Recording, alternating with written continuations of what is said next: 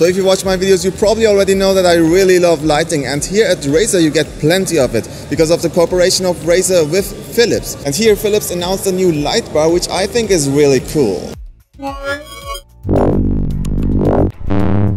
This minimalistic light bar called Philips Hue Play comes in a box of 1 or 2 depending on your choice, with included stands to place them vertically and wall mounts so you can place it the way you like. It evenly lights up the walls and gives you nice atmospheric lighting. Together with the Philips Hue bridge, which you need to own separately, you can change the lights and set scenes with the app as usual. Placing it under the display or TV, you can make your entertainment system even more immersive. With the Philips Hue Sync software, you can sync your light effects with the content displayed on the screen, no matter if you watch movies, listen to music or play games. This also works in combination with other Philips Hue lights, of which the position can be specified in the software to get an accurate reaction. What's great is that game developers can implement light effects so the light reacts to certain actions. This currently works with around 100 games. With Overwatch, for example, you can see each character has their own color in the selection screen, but also the color gradients of used abilities are transferred accurately to the lights. That is already pretty cool, but you can even go a step further. That's where the cooperation with Razer comes in.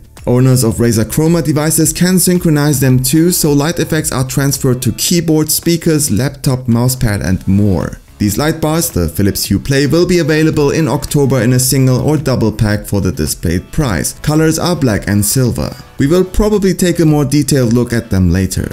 If you like this video, feel free to give us a like, otherwise the dislike button is right next to it. Don't forget to subscribe so you don't miss any future content. Thank you very much for watching. My name is Umit for Mobile Geeks.